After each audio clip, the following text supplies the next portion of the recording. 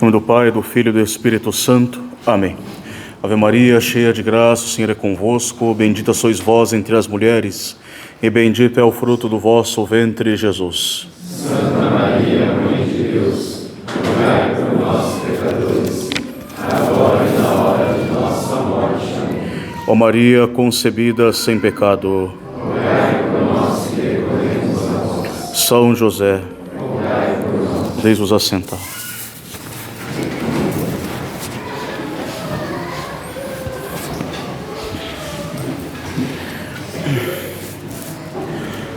Confia, filho, teus pecados são perdoados. Levanta, toma o teu leito e vai para casa. O Evangelho de hoje nos mostra um pobre paralítico que é apresentado a nosso Senhor. Paralítico este que jazia num leito e por isso era portado a Cristo por outros homens. Outros evangelhos também completam a narrativa do evangelho de hoje, dizendo que não podendo entrar com o homem pela porta da casa, eles, por causa justamente da grande multidão que fechava a casa, eles tiveram que subir no telhado e descer o paralítico através do telhado, arrancando parte do telhado, e descendo através de cordas, por esta abertura no teto, este paralítico, até que ele possa chegar diante de Cristo. Muito provavelmente este homem que se fez levar à presença de Cristo estava interessado somente na sua cura espiritual, na sua cura corporal, na cura para o seu corpo. Mas nosso Senhor, sondando verdadeiramente quais eram as necessidades primazes daquele homem, realiza um primeiro milagre muito mais importante que ele pedia, que é a cura na ordem espiritual, um milagre invisível, real, que se dá no interior daquele homem. Este primeiro milagre realizado por Cristo foi por causa das boas disposições trazidas por aquele homem, e não só por ele, também por aqueles amigos que o acompanhavam carregando o seu leito. E assim diz Cristo, vendo a fé daqueles todos: confia, filho, teus pecados são perdoados. E aqui está o primeiro e o principal efeito da redenção na alma humana que veio trazer Cristo, que é algo maravilhoso. Eis o primeiro motivo porque Cristo veio ao mundo, para perdoar os nossos pecados. E tão impressionante é este milagre invisível e real, que se dá no íntimo, que alguns escribas que estavam na casa julgam a fala de Cristo como sendo uma blasfêmia, porque justamente quem é este que se diz poder perdoar os pecados? De um certo modo, esses escribas tinham razão, porque de fato somente Deus pode perdoar os pecados. Seria uma blasfêmia um mero homem, com as suas meras forças da natureza humana, pretender possuir um privilégio que pertence somente a Deus. Deus é o ofendido, Deus é que deve então perdoar. O pecado é uma dívida que se contrata contra a justiça divina e, por consequência, dada a natureza dessa dívida, tão somente Deus, o verdadeiro ofendido, pode perdoar os pecados. E é justamente para isso que veio Cristo, verdadeiro Deus e verdadeiro homem, para poder operar o perdão dos nossos pecados, nos dando assim uma segunda chance, ostentar para nós as vias da salvação, restabelecer em nós aquele benéfico vínculo com Deus que nós havíamos perdido e perdemos por causa das nossas misérias. Naquele paralítico descido pelo telhado da casa, que sofria de um mal exterior físico, nosso Senhor aponta para ele para mostrar o verdadeiro e primeiro mal que reside na alma humana, um mal moral que nos deixa de fato paralíticos. Aquela paralisia exterior daquele homem era sinal de uma paralisia muito mais profunda que se dá no campo moral. Uma paralisia que não se dá impedindo os movimentos do nosso corpo, mas impede os movimentos e os impulsos da nossa alma. Nós podemos ter todos perfeitos os movimentos do nosso corpo e, ao mesmo tempo, ser paralíticos desde o nosso interior, paralíticos moralmente e espiritualmente. E a causa primaz desta paralisia é o pecado. O salário do pecado é a morte. O pecado que, impedindo em nós a circulação da seiva da graça de Deus, não nos deixa desenvolver e crescer na graça e nas virtudes, não nos deixa desenvolver perfeitamente os nossos talentos, não nos deixa progredir no amor de Deus. Muito pelo contrário, sem a graça de Deus, que nos vivifica, que é a verdadeira vida da nossa alma, nós nos tornamos cada vez mais endurecidos, enrijecidos, até ficar completamente paralisados para o céu, para Deus, e endurecidos muitas vezes na prática de muitos bens, sobretudo aqueles que exigem de nós um esforço maior. E de fato o pecado paralisa a alma, e paralisa na alma humana toda obra meritória para o paraíso. A alma, ela se vê despojada da graça divina e, como morta, ela jaz num leito de verdadeira miséria. E nós, portanto, podemos nos tornar incapazes do caminho do céu, impotentes de nos elevar até Deus, confinados numa rigidez cadavérica espiritual que nos faz duros, que nos faz rijos, que não nos deixa nos elevar, nos deixa agir sob o ímpeto da graça de Deus. E esta paralisia espiritual, ela vai se estendendo a todo o nosso edifício espiritual interno. Começa impedindo os nossos bons desejos de progresso e de mudança. Depois enfraquece a nossa vontade em buscar concretamente a prática do bem. A vontade se torna fraca nos bens difíceis a serem conquistados e pouco a pouco se torna também fraca naqueles bens, inclusive leves, a serem conquistados. Também limita cada vez mais as nossas orações, paralisa a nossa oração, a nossa meditação, nos tornando-nos incapazes de aprofundar nas coisas de Deus. Nos deixa lentos e preguiçosos para uma reflexão realmente mais profunda de pontos importantes da nossa vida cristã. E começamos assim a ficar muito acomodados, tíbios, sem querer realmente empreender esforços e grandes esforços para melhorar de alguma forma a nossa vida cristã, a nossa vida com Deus. E pode parecer que nós estamos em uma comodidade, caímos num comodismo ou num certo conforto da nossa vida. Mas esse conforto, esse comodismo pode ser, na verdade, uma paralisia espiritual que é muito mais grave. E nosso Senhor é Ele, sim, a solução para essa nossa paralisia espiritual. E constatando esta paralisia real e interna, simbolizada por aquela paralisia externa do paralítico, do homem, nosso Senhor vem curar essa paralisia na sua raiz, no seu fundamento. E por isso Ele diz, antes de curar a paralisia externa, Ele diz: confia, meu filho, os teus pecados são perdoados. Nosso Senhor desata este homem amarrado que estava atado por seus pecados e vícios. E assim nós temos o primeiro e o maior milagre operado no Evangelho de hoje por nosso Senhor. Aquele homem já não é mais escravo de Satanás, não é mais escravo de si mesmo, do homem velho, já não é mais escravo dos vícios e do mundo, ele obtém, através de Cristo e com Cristo, a liberdade dos filhos de Deus e pode assim se levantar e progredir no amor de Deus.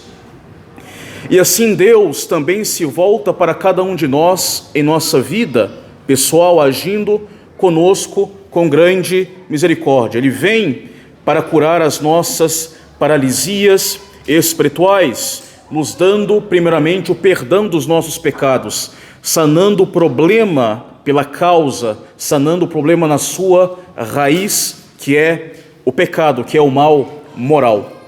Por isso enviou Deus o seu Filho ao mundo, o seu Filho unigênito, que se encarnando no seio de Maria, sendo ele Deus e homem verdadeiros, ele pudesse assim pagar a dívida do homem para com Deus. Por isso seu Filho fundou uma sociedade divina, a Igreja Católica, capaz ela única de aplicar nas almas dos homens os frutos da Sagrada Paixão para perdoar os pecados. Por isso a Igreja, ela deve continuar o seu trabalho necessário e incansável de pesca de almas, ainda que seja hoje cada vez mais difícil. Por isso o sacerdócio católico existe, que exercido por homens comuns e também pecadores, ele encerra esse privilégio do próprio Deus, que é de perdoar os pecados. E tudo isso existe para nos dar uma solução para os nossos pecados, para sanar o mal na nossa raiz, na raiz do próprio mal. Essa solução para os nossos problemas é primeiramente o perdão concedido por Deus, perdão que nos é merecido, que nos foi merecido pela morte de seu Filho unigênito na cruz. Deus então perdoa e se volta para nós, mas pede tão somente de nós uma única atitude, de buscar corresponder a esta imensa graça que é o perdão dos nossos pecados. Esta graça recebida de nós nos pede uma atitude, que nós nos levantemos e que nós também andemos, que nós colaboremos com a graça de Deus, tomando os meios da vida cristã concretamente, que seja a oração, a penitência, a frequência aos sacramentos bem recebidos, as devoções familiares, as boas leituras, o esforço na prática da caridade para com o próximo, a meditação. Tudo isso nos ajuda a corresponder à graça de Deus. A partir daí nós nos levantamos e andamos, e assim podemos progredir no amor de Deus. Nosso Senhor, Ele também diz ao paralítico: toma o teu leito e vai para casa. Ele frisa aqui dois meios de perseverança na graça de Deus. Primeiramente, carrega o teu leito, carregar o nosso leito, aquele mesmo leito onde nós estivemos paralisados durante tanto tempo nos nossos vícios. Ou seja, devemos carregar com a nossa memória a nossa antiga condição na qual nós estivemos miseravelmente presos, amarrados, para não mais desejar voltar para ela. E nesse sentido diz o salmista: eu conheço as minhas transgressões e diante de mim está sempre o meu pecado. Eu sei dos meus pecados antigos, eu sei o que me tornei por causa dos meus pecados, e para essa condição de paralisia eu não quero mais voltar. Eu não posso mais olhar para trás como fizera a mulher de Ló, que olhou para Sodoma e Gomorra incendiadas e se tornou paralítica com uma pedra de sal. Devemos pensar nos nossos pecados, pedir a Deus o perdão para não mais voltar para eles. Eu conheço as minhas transgressões, diante de mim está sempre o meu pecado. Assim nós carregamos o nosso leito.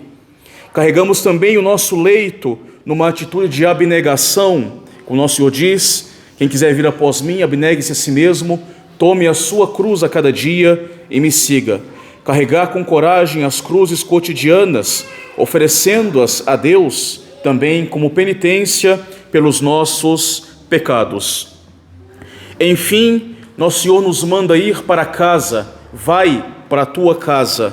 Ou seja, nós devemos buscar na nossa vida um pouco de recolhimento, entrar na nossa morada interior, buscar sossegar de vez em quando o nosso espírito, calar um pouco em nossa vida o mundo, rezar um pouco mais de atenção silenciosamente e ponderar os atos e os desejos da nossa vida diante de Deus, diante da eternidade, para que, ponderados, nós possamos a partir de então querer, se não fazer somente a vontade de Deus e agir segundo esta vontade bem ordenada. Também é interessante notar que nosso Senhor fica admirado da fé do paralítico, e não somente, mas também da fé daqueles homens que ousaram arrancar o telhado de uma casa para descer aquele homem até Cristo. Isso nos mostra que existe também uma solidariedade na fé daqueles que rezam no mesmo sentido, pedindo a mesma graça no mesmo sentido, por exemplo, por uma certa pessoa, unir na oração numa única intenção, rezar juntos. A associação de muitas almas no mesmo espírito e intenção de oração dá ao pedido, dá à súplica uma virtude, uma força muito maior e atrai mais rapidamente ou ainda com mais abundância o auxílio e a graça de Deus. E aqui nós podemos então compreender a importância de rezar uns pelos outros, ou pedir a outras pessoas que se associem às nossas intenções de oração, ainda que essas intenções elas permaneçam ocultas. Se eu tenho, por exemplo, a necessidade de uma solução urgente para a minha vida, encontrar um caminho, nós podemos pedir aos nossos amigos que nos ajudem a rezar. Se eu tenho dificuldade em combater algum pecado recorrente, algum vício que ainda me escraviza, eu posso pedir aos meus amigos, a meu padre, às pessoas que me cercam, que ajudem a carregar o meu leito pelas orações e me apresentem diante de nosso Senhor Jesus Cristo. Pedir orações, rezar uns pelos outros, sobretudo aqueles que ainda se encontram escravizados na sua paralisia. Pedir orações e rezar como irmãos em Cristo, que se preocupam de fato com o bem do outro, não é somente um grande ato de caridade, é também um ato de humildade que dispõe a nossa alma a fazer orações mais eficazes e também, de uma forma, dá uma maior virtude à súplica através desta união daqueles que rezam no mesmo sentido. Assim, caríssimos, somente Cristo tem a solução verdadeira para as nossas maiores misérias, entre as quais esta paralisia que todos nós podemos padecer em muitos sentidos. E Ele vem até nós, vem entrar na nossa cidade, na cidade da nossa alma, e nós devemos dar o segundo passo até Ele, ainda que sejamos carregados pelas orações e pela influência dos nossos bons amigos. O perdão de nosso Senhor é que virá nos libertar a nossa vida espiritual desta paralisia em que ela se encontra e restaura em nós esta confiança em Deus e dá à nossa alma este ímpeto de amor a Deus que nos faz enfim levantar e andar. Confia, filho, teus pecados são perdoados. Se nós então nos vemos de fato paralisados interiormente de alguma forma, desanimados de tudo, com vontade excessivamente fraca, que nós possamos ir até Cristo, pedir o perdão dos nossos pecados, sanar talvez a causa desta paralisia, buscar fazer realmente uma boa confissão, uma confissão um pouco mais direcionada a tais e tais pecados, sobretudo. Talvez mesmo uma confissão geral unida a uma direção espiritual, se eu nunca fiz na minha vida, buscando um conselho de um pastor e pai de confiança, sem acanhamentos ou se deixar levar pela vergonha, porque aqui se busca realmente resolver o problema da vida e sair desta paralisia que pode nos sufocar cada vez mais e impedir que nós avancemos na via de Deus. E tendo sanada esta causa também, que é o pecado, possamos aí, através de bons conselhos, trabalhar também os efeitos, pedindo ajuda, por exemplo, a um sacerdote, de como é possível levantar e andar concretamente, como é possível carregar o meu leito a cada dia, carregando a minha cruz a cada dia, de que forma, com quais meios, e como é possível, sobretudo, encontrar o recolhimento na minha casa pelas vias de oração, segundo esse mandato de Cristo: levanta, toma o teu leito e anda, e vai para a tua casa. Não haverá nunca nenhum pecado que Deus não possa nos perdoar, nenhuma paralisia da qual Ele nos possa libertar. Da parte de Deus sempre existe a graça, o problema sempre se coloca do nosso lado. Devo eu também, concretamente, querer colaborar com a minha redenção, com a minha libertação. Eu devo renunciar ao meu estado de doença, ao meu estado de miséria e de paralisia. Eu devo escutar a voz de Cristo que me chama, me levantar e andar nos caminhos que me são preparados pela divina providência, e sempre com grande confiança que não há de faltar graças necessárias para amparar nas minhas misérias, e essas graças serão dadas em abundância, juntamente com muitas virtudes infusas e também uma grande quantidade de dons do Espírito Santo. Que eu possa então levantar e andar, que eu possa ir até Cristo, que tem Ele sim a solução para as nossas misérias e se compadece da nossa causa. E se me faltarem as forças do ânimo, que eu possa também recorrer com muita humildade às orações daquelas pessoas que certamente me querem bem. Louvado seja o nosso Senhor Jesus Cristo. Em nome do Pai, do Filho e do Espírito Santo. Amém.